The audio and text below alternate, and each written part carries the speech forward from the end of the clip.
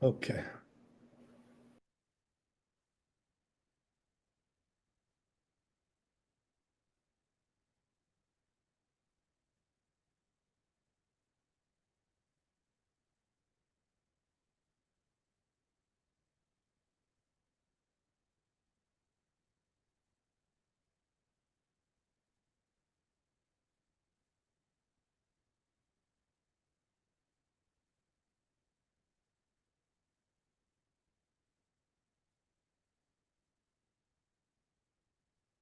So we're going to the next chapter. Yes.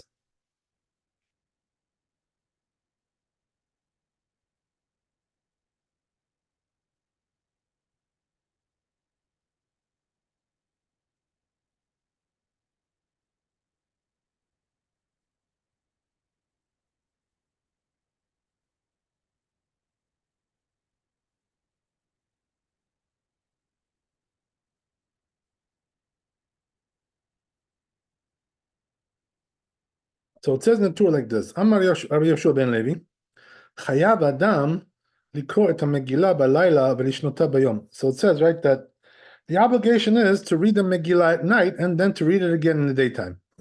V'hi mitzvat aseh midivrei sofrim. So he says this is a positive commandment from the rabbis, and we bless on that, just like we bless on a mitzvah which is from the rabbis. So it says a person has to be careful, not to right, not to miss the reading, right? Make sure you catch it. So it says even the kohanim, the priests have to, right, nullify. They have to stop their service in order to in order to hear the Megillah.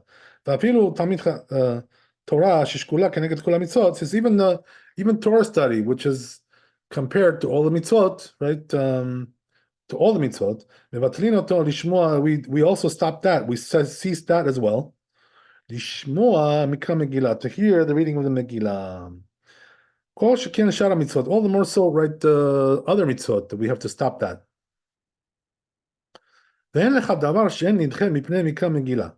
he says there's nothing which isn't pushed off because of Megillah.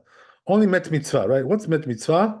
When you have a dead body, right, which has nobody to bury him, right? Then you have to, right, first do that and then come back to the Megillah.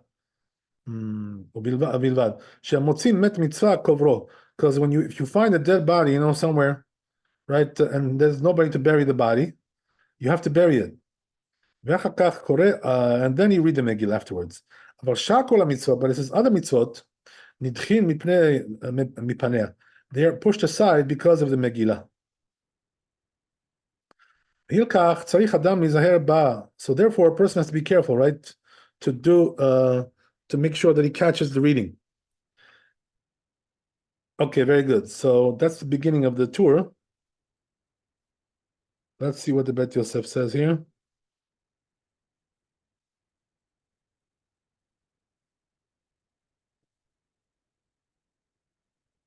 Yeah, so says the Bet Yosef, where is the source for this halacha? Be'per kama de Megillah. The first parak of Megillah, Daled Amud Aleph, Katav Rashi writes there, Velishnota beyom, that you have to read it again in the daytime. Zecher lenesh shayu tzoakim b'mei tzaratam yom belayla. That's a remembrance for the miracle, right, which they were praying for that, for salvation during the night and during the day as well.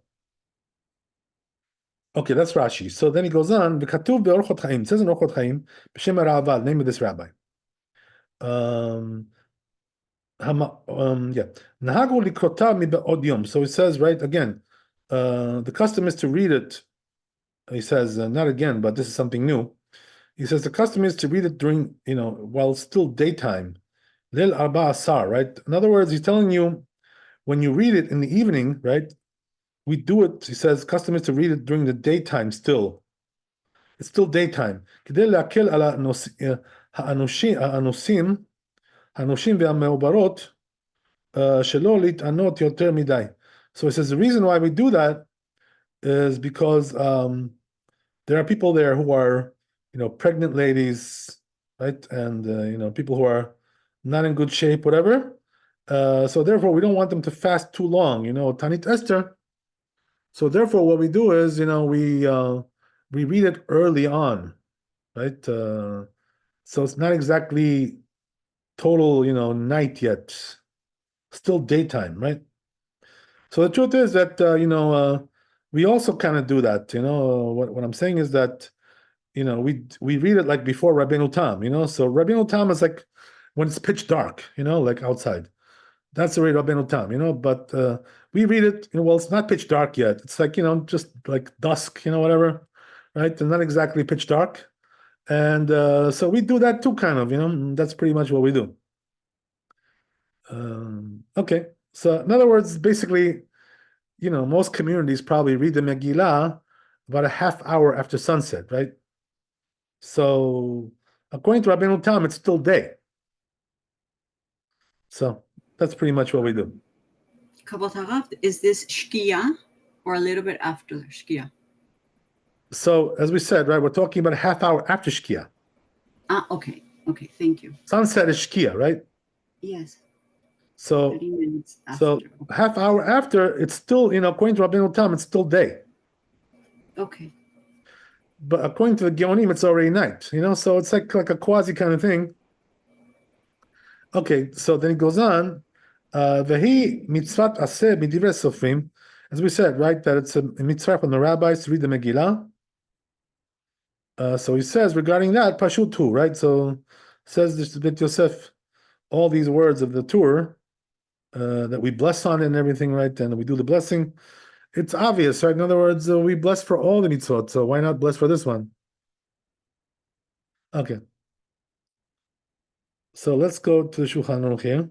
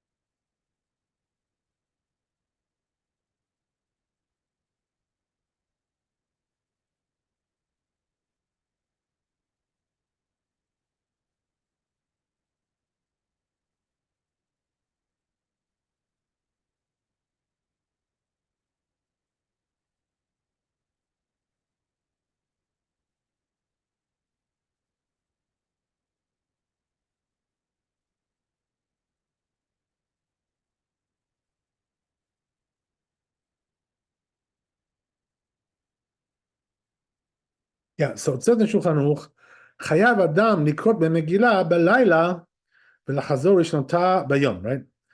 So he says, right, that a person is obligated to read the Megillah at night and then to come and read it again in the daytime. So you got to do it twice.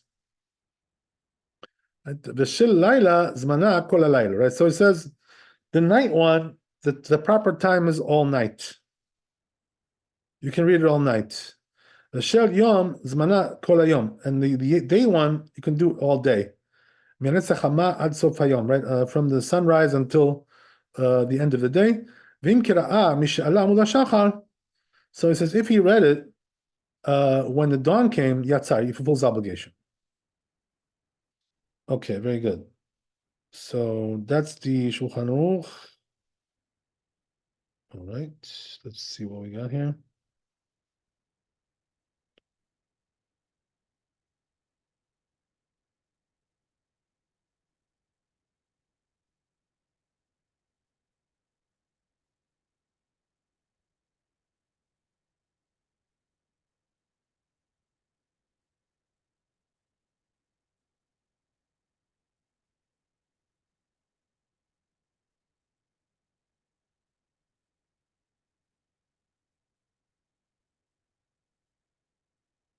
So we'll go on to the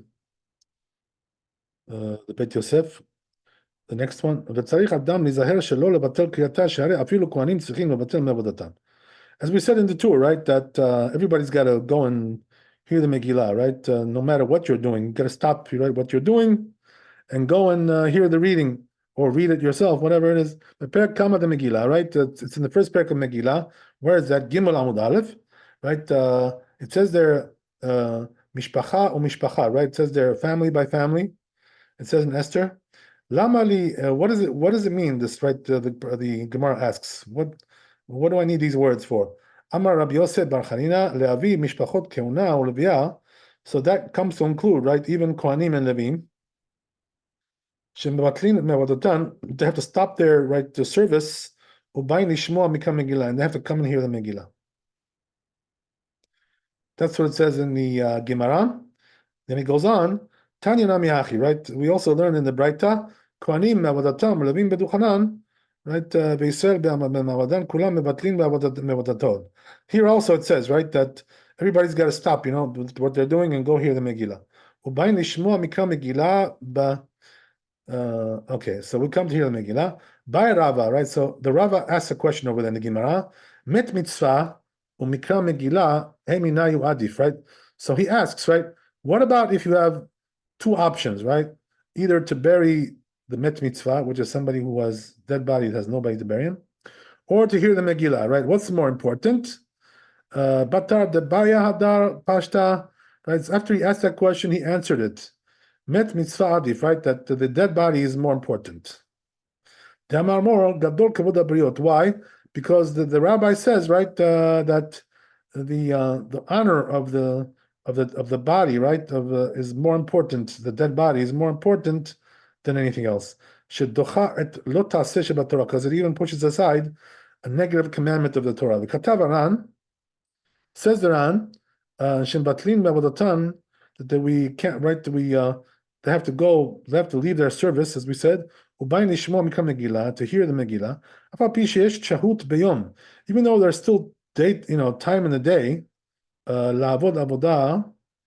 to do the service, and then to read the Megillah. Nevertheless, he says, you have to, right, stop what you're doing. Don't say, oh yeah, we have time, we'll read it later. Don't do that. And we should come and hear the Megillah with the community, right? Which is more important better than doing it yourself, right? Alone. Right? That's not so good.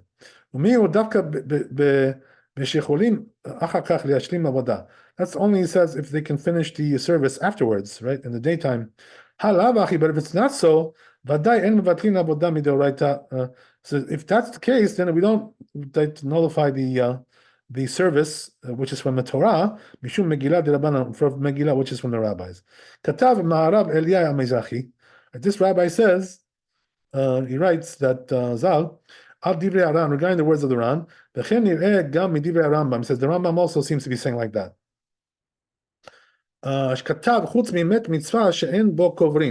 Because he says, right, that only excluding one thing, which is the met mitzvah, right, who has nobody to bury him. So somebody who sees a dead body like that, he has to first bury him, and then he reads the Megillah. So that implies that if you have time, that's only if there's time to do both.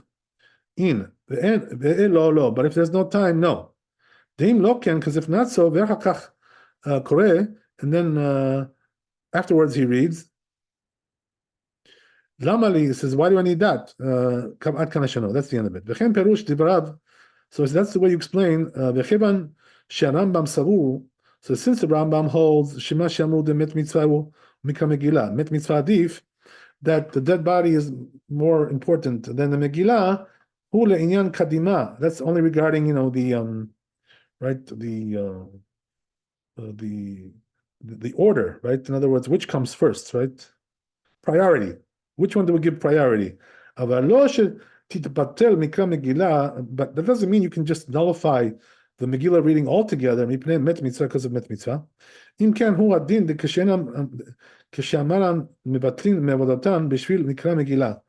he says, oh, if so, that's the case also when we said, right, that we nullify the service of in the temple because of the reading of the Megillah, lo bitul mamash kamar. It's not talking about nullifying it altogether.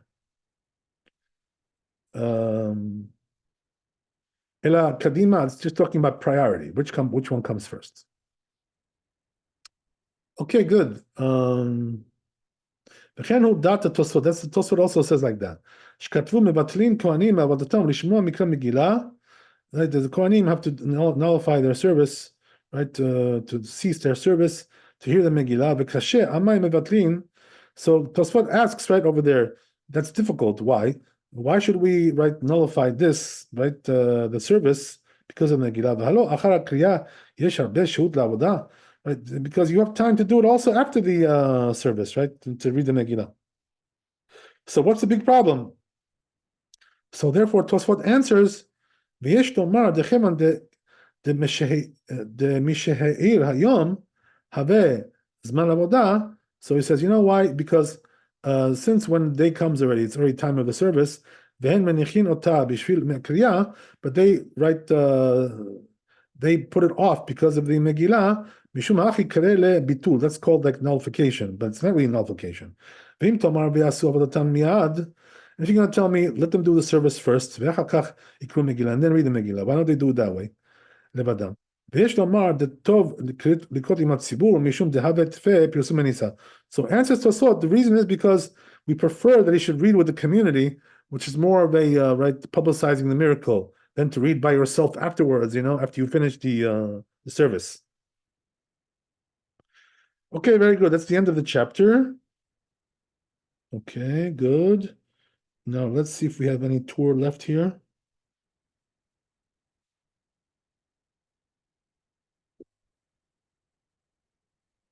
Okay.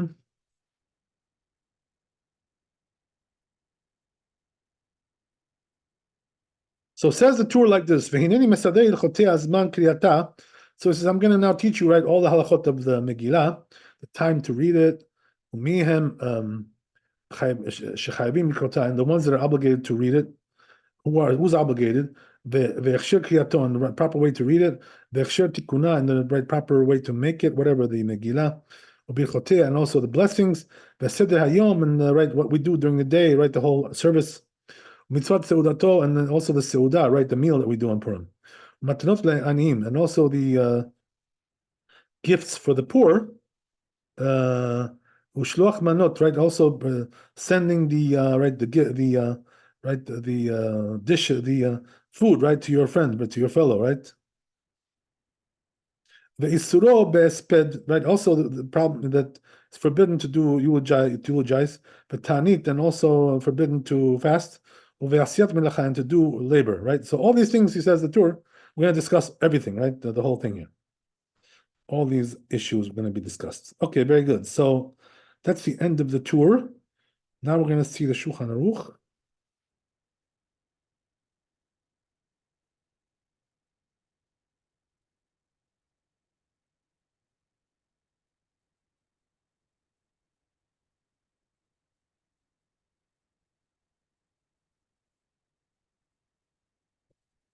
So says the Shulchan Aruch, mevatlina Talmud Torah mishmo Megillah. So he says you even have to stop learning Torah to hear the Megillah, right? It's that important, Kal v'chomer l'shar mitzvot shel Torah. So he says all the more so other mitzvot which are in the Torah, shekulam nidchim mipnei Megillah. They're all pushed aside because of the reading of the Megillah. She'en echad davar shenidche mikam Megillah mipanav. Because right, there's nothing that pushes aside the Megillah, chutz mimet mitzvah, except the dead body, right, as we said, sheno kovrim, which has nobody to bury him, shepogea bo kovro techila. So if you see something like that, a dead body, you got to bury it first, and then you read the Megillah. That's the way it works. Okay, let's see the Ramah. So it says the Ramah here, agav v'chol ze lo ma'ira ela b'dika shehut la'asot shten. So says the Ramah, right, what we saw in the Bet Yosef, that this only applies when there's time to do both of them. But if you can't do both, there's no time. So then, right, no mitzvah from the Torah is going to be pushed aside because of the Megillah, if it's going to be nullified altogether. The Hadamet mitzvah kodem, so he says that which we say, right, that the dead body comes before. Hainu dafka b'efshar lo likra. That's only if you can read it afterwards. There's still time to read afterwards, right? But as we said, right, otherwise he should not do that, right? He should first do the Megillah and then take care of the dead body. Okay, very good. So that's the story. That's the end of the chapter. So now we'll go to the next chapter.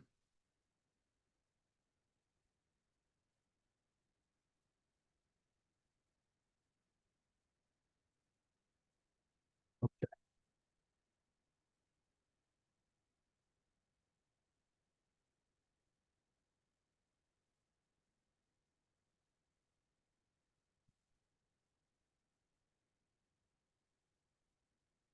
So now, right, says the tour here, new chapter. Right, what chapter is this, by the way? This says 688. Just in case you wanted to know. Okay, so Megillah nikret Yud Aleph Yud Bet Yud Gimel Yud Dalet B'Tet Vav. So says the tour, right? The Megillah can be read on all these dates, right? Which is the 11th, the 12th, 13th, 14th, and 15th of Adar. In theory, right, you can read all these days the Megillah. But it says nowadays we only read it on the 14th.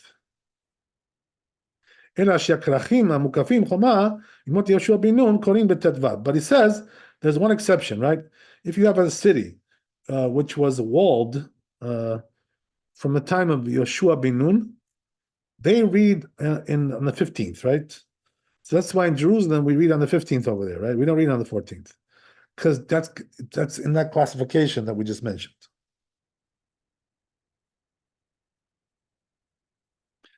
He said even if they're outside the in the diaspora, the kfarim. Also, he says the villages, which are close to them, even if they're not visible with them. For instance, let's say they're in the valley, or they're seen with them, even though they're not really so close. Like for instance, if they're in the mountains.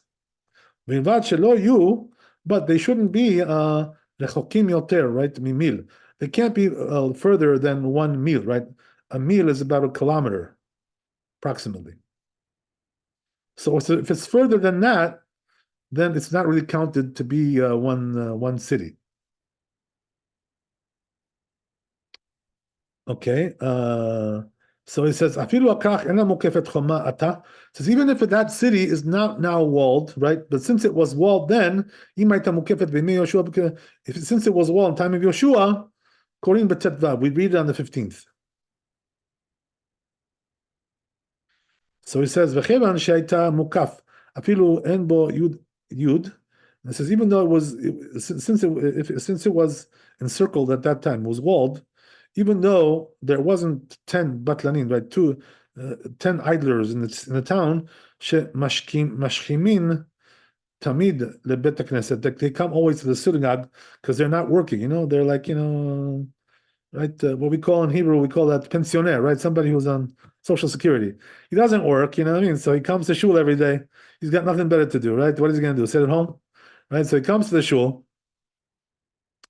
Korin betet vav, they read on the 15th. Ve'en karui mukaf choma, ela im ken hukaf choma tchila.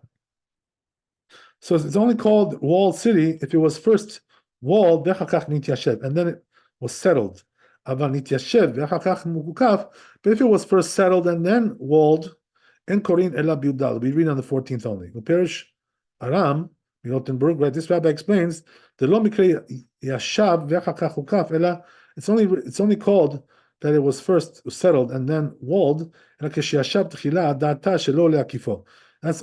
only applies if they settled it with the intention not to wall it, right? Not to wall it in.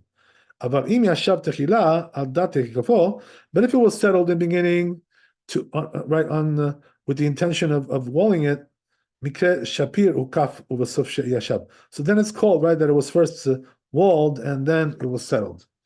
Okay, that's an interesting thing. So yeah, that's the tour. So let's see the Bet Yosef. Kavod Harav, I'm sorry. Settle and then walled. You know, I had a hard time last year understanding this Mishnah. Yeah. So I couldn't understand the settle that I remembered that what you just explained, the settle and then walled and then walled, then settled. Right. The idea is like this, settled means that, it was first built, the housing, the housing was built first, and then they built the wall afterwards.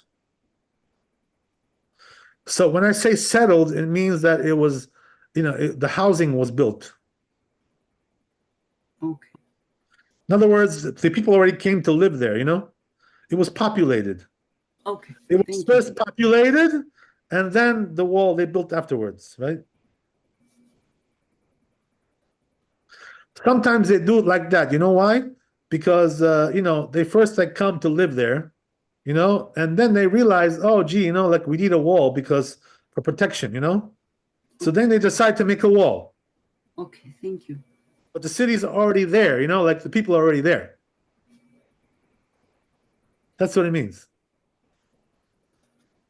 But sometimes what they do is, first they come and build the wall, and then once they have a wall, the people come to live there. Because they don't want to live there without the wall, because it's dangerous, right? There's no protection. There's no security. Okay. That's why they do it that way. Okay. Okay. Thank you so much. Yeah, God bless. So anyway, right? Yeah.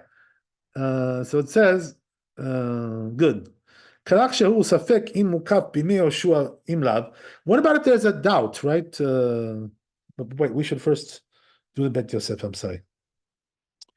This is the tour.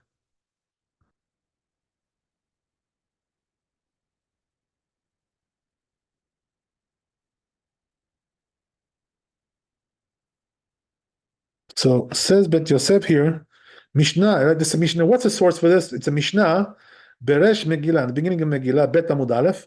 Megillah nikret be'echad asar, right? The Megillah can be read, right, in the 11th, Shneim Asar, 12, Shlosha Asar, 13, Arba Asar, right, Arba Asar, 14, Chamisha Asar, 15, right? Lo pachot velo yoter, right? Not any less than that or more than that. Right? Kachim, Amukafin, Choma, Yimot Yeshua bin Nun. So it says, right, that the walled cities, which were walled from the time of Yoshua, Korin b'chamisha, they read on the 15th. Kfarim ve'ayarot gdolot. What about the villages, right, and big towns? Korin be'arba'asa, they read on the 14th. Ela shekfarim makdimin, but he says the villages, what they do is they precede it, liyom ha'knisa, to the day of the assembly. Perish Rashi, what does that mean? Rashi explains, Ela shekfarim makdimim liyom ha'knisa, the villages, right, they move it up to the day of assembly. Klomar, me'achar she'amukafin korin b'chamisha. So he says what he's saying is like this: that since the walled cities read on the 15th, v'shen mukafin korin be'arba'asar, and the ones that are not walled read on the 14th. Harei bichlal tu, so it's all included. Tu hechi mashkachat achadasar shneim asar shloshasar. So then, right? How do you find that we read on the 11th or 12th or 13th? Right? Where does that happen?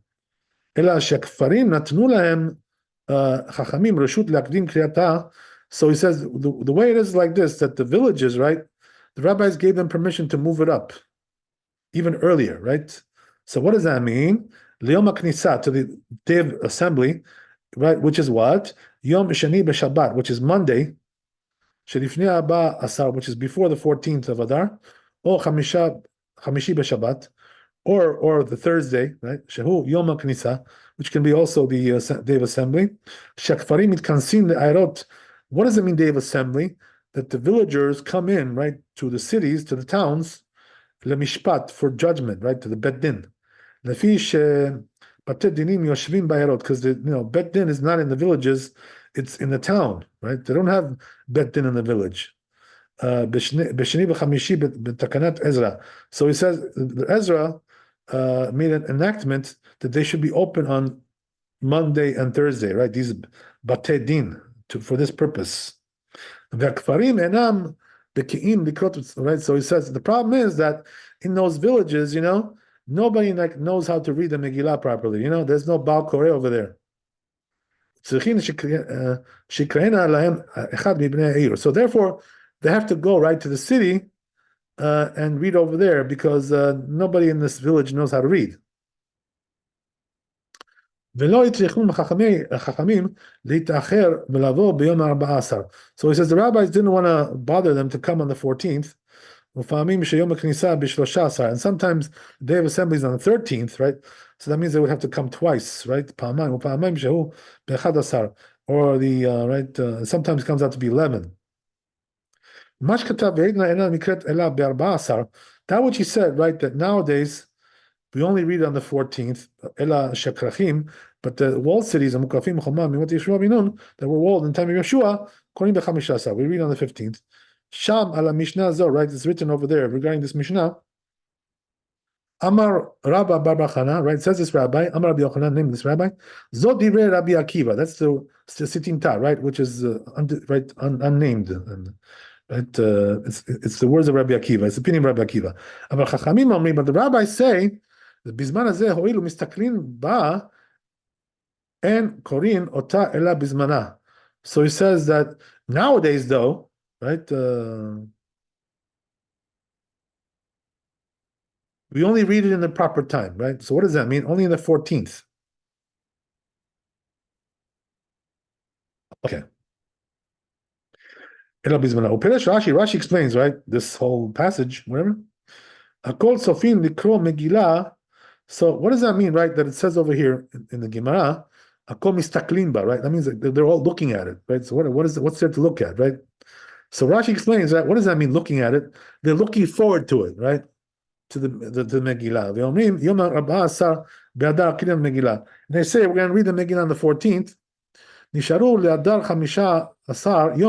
So he says, therefore, you only have 15 days left for Adar.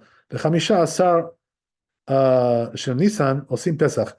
And then the 15th of Nisan we do Pesach. Ve'im takdim kriyata yasu Pesach lesof 30 yom. So it says if you're going to push up Passover, if you're going to push up the reading, they're going to do Passover at the end of 30 days of the reading. So it's going to come out that they're eating leavened bread, right, on the last days of Pesach. It's going to be, in other words, you're not going to celebrate the holiday on the proper time. Okay, the Rif explains it differently, right? What does it mean, mistaklin ba? Klomar ho'il ve'enem shel anim nesuot, right? The poor are looking forward to it because they want to get some charity money, right? Collect money. The Mikra Megillah, for the reading of the Megillah. Kedei lechalek lehem ma'ot Purim. They should get the Purim money. And korin ota ela bizmana. So therefore, we only read it at the right time, right? Which is the 14th. Ve'esh shegorosim ho'ilu mistaklin ba. Some say, right, the text is like this, mistaknin. Klomar be'ota ha'et shayu Yisrael ma'amidim datehem. So he says, because there was danger over there that they were trying to, right, uphold their religion, right, whatever. Ve'enam ba'im lidesakana, and they're not coming to any danger. Hayu korinota, they were reading at that time. Be'echadasar, the 11th, b'shnemasar, or 12th, b'shlosar, or the 13th. Aval bizman hazeh, but he says nowadays, shemistaknin Yisrael bedatehem. Now, right, we're not so secure, right? In other words, we have some danger going on, right? When we're living in the diaspora. And korinota ela bizmana. So we read only in the proper time. Shu arbasa, which is the 14th, Chamisha and 15th, Chamisha asar, Chamisha asar. V'nireh shezo hayta girsato shel Rambam. So it seems like this was the text of the Rambam. He writes like this, right? The Rambam. What are we talking about here? That we read on the right, that we push it up and read it on the day of the assembly. That's only talking about when the Jews have a government, right, that rules over them. So they're safe, they're not scared somebody's going to come and attack, right, or whatever. But it says nowadays we only read in the proper time, which is the 14th, right? 14th or 15th, Bnei Kfarim, right?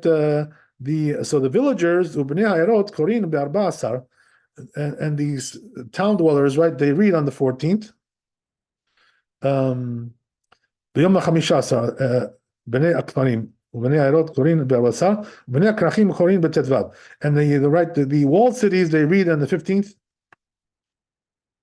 Okay, good. So let's see how much we got here. Okay, there's still a lot to go, so I guess we'll stop here. Bezat Hashem. Thanks for coming. Be blessed with wealth, health, happiness. Bezat Hashem. Chazak u'baruch. Laila tov. We'll see you tomorrow. Baruch Hashem. Our soldiers are doing an amazing job, right? Eliminating all those Nazis and rats underground over there, right? And those tunnels, those sewer rats over there, right? They're getting rid of them. Baruch Hashem. Amazing job. HaKadosh Baruch Hu is helping us to eliminate them. And Bezat Hashem, we will have, right, a safer environment, Bezat Hashem, in the near future. Amen ve'amen. All the best. Thank you so much. God bless.